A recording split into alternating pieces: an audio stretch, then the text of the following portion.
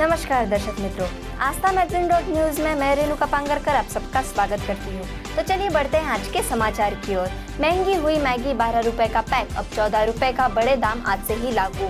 महंगाई का तड़का अब आपकी मैगी को भी लग गया है। इसे बनाने वाली कंपनी नेस्ले इंडिया ने मैगी के छोटे पैक की कीमत 12 रुपए से बढ़ाकर 14 रुपए कर दी है।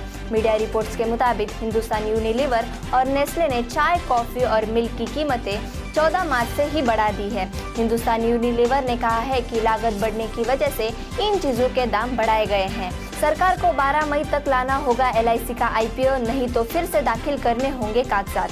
सरकार के पास Security and Exchange Board of India में दाखिल दस्तावेजों के आधार पर LIC का IPO लाने के लिए 12 मई तक का समय है। यानी अगर सरकार 12 मई तक IPO नहीं ला पाती है तो उसे दिसंबर तिमाही के नतीजे बताते हुए सेबी के पास नए कागजात दाखिल करने होंगे। नए दस्तावेज दाखिल किए बिना 12 मई तक LIC का IPO लाया जा सकता है। भारत की डिजिटल इकोनॉमी बढ़ेगी। वित्त मंत्री ने आने वाले 8 साल में देश की डिजिटल इकोनॉमी 62 लाख करोड़ रुपए होने की बात कही। वित्त मंत्री निर्मला सीतारमण ने भारत की डिजिटल अर्थव्यवस्था को 2030 तक 800 अरब डॉलर यानी करीब 62 लाख करोड़ रुपए तक पहुंचने की उम्मीद जताई है। इसके पीछे की वजह उन्होंने इंटरनेट की बढ़ती पहुंच और बढ़ती आय बताई। उन्होंने यह बात IIT बॉम्बे एल्यूमनाई एसोसिएशन को संबोधित करते हुए कही। बांद्रा भावनगर स्पेशल ट्रेन अंधेरी में भी रुकेगी। सूरत मडगांव एक्सप्रेस में जोड़े जाएंगे 7 अतिरिक्त कोच। पश्चिम रेलवे ने ट्रेन संख्या 09, 1, 9, 3 और 9, 4 सूरत मडगांव स्पेशल में 7 अतिरिक्त डब्बे जोड़ने का निर्णय लिया है। सूरत मडगांव विशेष ट्रेन में एक अतिरिक्त AC फर्स्ट क्लास एवं 2 AC 3 टायर शाइन श्रेणी और द्वितीय श्रेणी के सामान्य डब्बे जोड़ने गए हैं। AC प्रथम श्रेणी कोच की बुकिंग 13 मार्च 2022 से PRS काउंटरों और IRCTC की वेबसाइट पर शुरू हो गई है। पंजाब के विधानसभा चुनाव में 92 सीटें जीतकर बहुमत का आंकड़ा पार करने वाली आम आदमी पार्टी के हौसले बुलंद है। बड़ी जीत से सूरत सहित गुजरात के आम आदमी पार्टी के नेताओं और कार्यकर्ताओं का जोश दोगुना हो गया है। आप अब गुजरात विधानसभा चुनाव के मैदान में भी पूरे जोर शोर से साथ उतरना चाहता है। टाटा सन्स के चेयरमैन N चंद्रशेखरन के हाथों में एयर इंडिया की कमान बने एयरलाइंस के नए अध्यक्ष। टाटा सन्स ने एयर इंडिया के नए निदेशक की नियुक्ति की घोषणा कर दी है। टाटा समूह ने N चंद्रशेखरन के हाथों में ही यह कमान सौंप दी है। टाटा समूह की ओर से सोमवार को इसे लेकर बड़ा ऐलान किया गया। काफी इंतजार के बाद अब एयर इंडिया को अपना चेयरमैन मिल गया है। हालांकि अभी भी CEO का इंतजार बाकी है। सोमवार को हुई बोर्ड बैठक में चंद्रशेखरन को एयर इंडिया के चेयरमैन पद सौंपने के फैसले पर मुहर लगा दी है।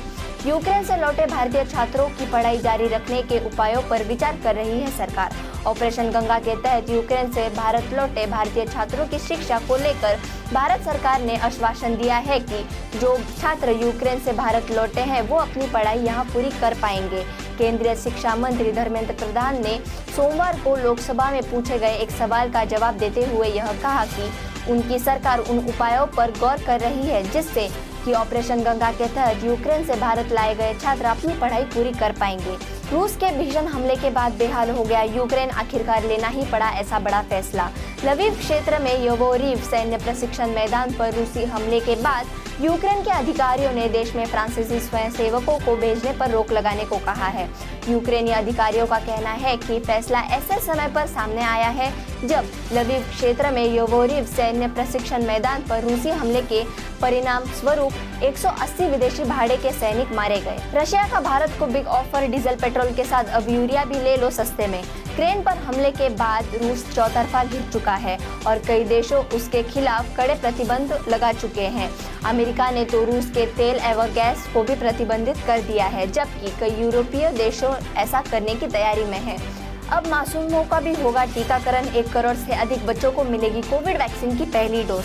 कोरोना संक्रमण पर कम समय में लगाम लगाने में टीका काफी महत्वपूर्ण रहा। प्रदेश के 12 से 14 आयु वर्ग के बच्चों को टीके का कवच देने की रणनीति तैयार कर ली गई है। योगी सरकार 2.0 में प्रदेश के 12 से 14 आयु वर्ग के बच्चों को टीके का कवच 16 मार्च से मिलेगा।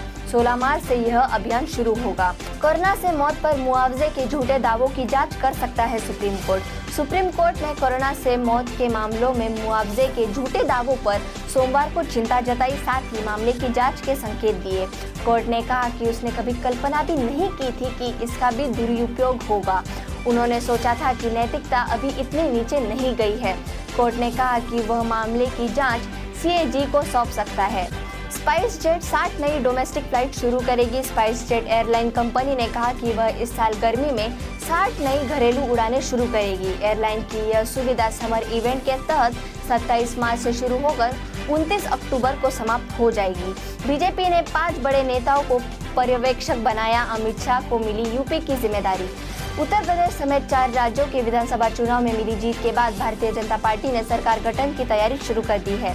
बीजेपी ने इन राज्यों में नई सरकार के गठन के लिए 4 बड़े नेताओं को पर्यवेक्षक बनाया है, जबकि 4 अन्य नेताओं को सहायक पर्यवेक्षक की जिम्मेदारी दी गई है। इन नेताओं के नेतृत्व में ही चारों राज्यों में विधायक दल के नेताओं का चुनाव किया जाएगा। ISIS से जुड़े संगठन के 2 आतंकियों के खिलाफ चार्जशीट कोर्ट में पेश। तमिलनाडु और केरल में युवाओं को बरगला कर भारत के खिलाफ युद्ध छेड़ने के आरोप में एक्सपर्ट आतंकवादी संगठन ISIS से जुड़े संगठन हिजब उत तहरीर के 2 कथित आतंकियों के खिलाफ नेशनल इन्वेस्टिगेशन एजेंसी ने विभिन्न आपराधिक धाराओं के तहत आरोप पत्र तमिलनाडु की विशेष अदालत के सामने पेश किया। जिन लोगों के खिलाफ आरोप पत्र कोर्ट के सामने पेश किया गया है, उनका नाम बाबा बहरुद्दीन और जियाउद्दीन बकावी बताया गया है।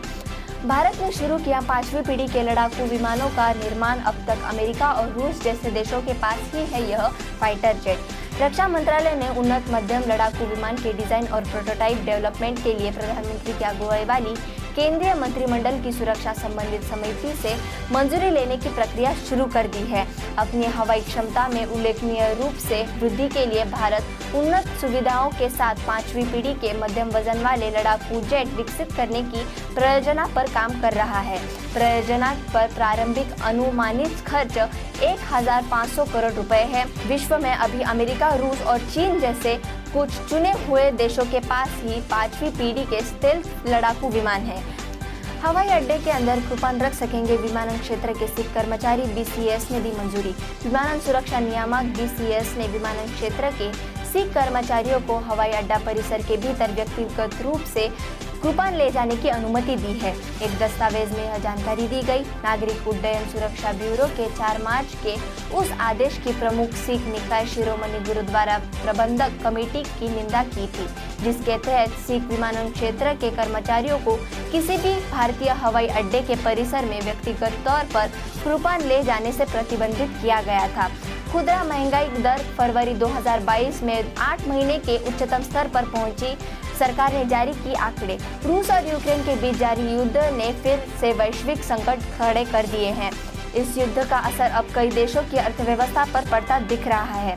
भारत में खुदरा महंगाई दर पिछले 8 महीने में उच्चतम स्तर पर पहुंच गया है। फरवरी में भारत की खुदरा महंगाई दर 6.07% रही, जो पिछले 8 महीने में सबसे उच्चतम स्तर पर है। जनवरी 2022 में भी 6% से ऊपर थी खुदरा महंगाई दर। रिजर्व बैंक ने पेटीएम पेमेंट्स बैंक को चीनी कंपनी अलीबाबा से डाटा साझा करने पर किया दंडित, नए कस्टमर्स जोड़ने पर रोका। रिजर्व बैंक ने देश की डिजिटल भुगतान प्रक्रिया में शामिल दिग्गज कंपनी पेटीएम पेमेंट्स बैंक को नए ग्राहकों को जोड़ने पर रोक दिया है। जानकारी के मुताबिक रिजर्व बैंक ने पेटीएम के खिलाफ यह कार्रवाई नियमों के विरुद्ध जाकर विदेशी सर्वर पर अपने डेटा को साझा करने के मामले में की है। भारतीय रिजर्व बैंक द्वारा वार्षिक निरीक्षण में पाया गया कि पेटीएम का सर्वर उस चीनी कंपनी के साथ ग्राहकों की जानकारी साझा कर रहा था, जो अप्रत्यक्ष रूप से पेटीएम पेमेंट्स बैंक में हिस्सेदारी रखता है। भगवंत मान के शपथ ग्रहण समारोह के लिए 40 एकड़ में लगी गेहूं की फसल बर्बाद। पंजाब में आम आदमी पार्टी के मुख्यमंत्री पद के दावेदार भगवंत मान ने शपथ ग्रहण समारोह के लिए शहीद आजम भगत सिंह के गांव खटकर कला में 40 एकड़ में लगी गेहूं की फसल हटाई जा रही है।